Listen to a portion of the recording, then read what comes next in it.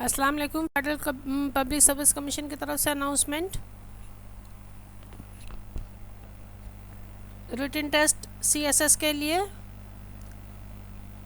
Competitive exam, written competitive exam शुरू हो रहा है 2023 के लिए।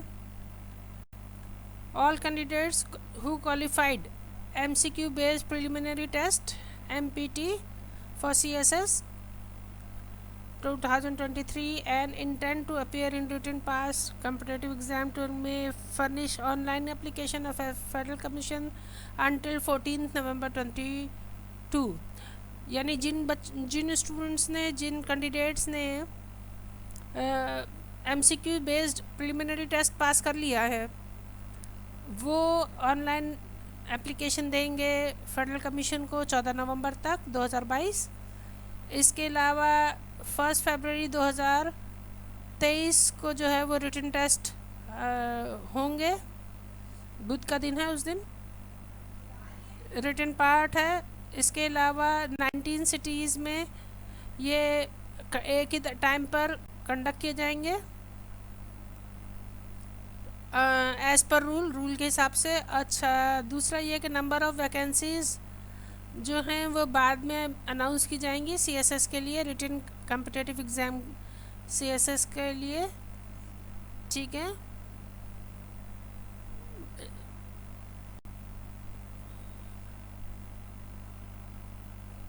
और नंबर ऑफ़ वैकेंसीज जो फिल होंगी वो रिटन टेस्ट की बेस पर होंगी और ये बाद में बताया जाएगा।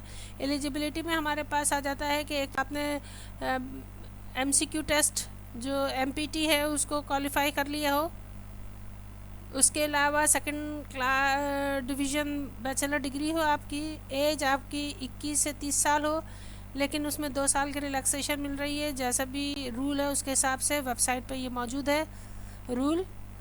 और जो आखिरी तारीख़ है एज लिमिट की वो 31 दिसंबर है। कट ऑफ का मतलब है लास्ट डेट 31 दिसंबर 2022 तक है, ठीक है। प्रोविंशियल तमाम अगर आपके एलिजिबिलिटी कम है तो ये आपकी अपनी रिस्क पर है कि तमाम चीज़ें आप उसमें सेटिस्फाई हो रहे हों तो एप्लीकेशन जमा कराइए, वरना रिज़ल्ट होने और पास हो जाने के बाद भी आपका रिज़ल्ट कैंसिल हो जाएगा अगर आपकी एलिजिबिलिटी सेटिस्फाइड नहीं है, ठीक है।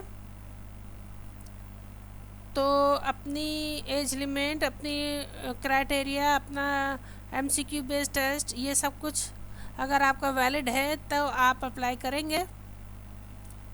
अप्लाई किस तरह करेंगे आप? 2214 दिसंबर से पहले आपको फ़ीस जमा करानी है, एग्ज़ामिनेशन फ़ीस।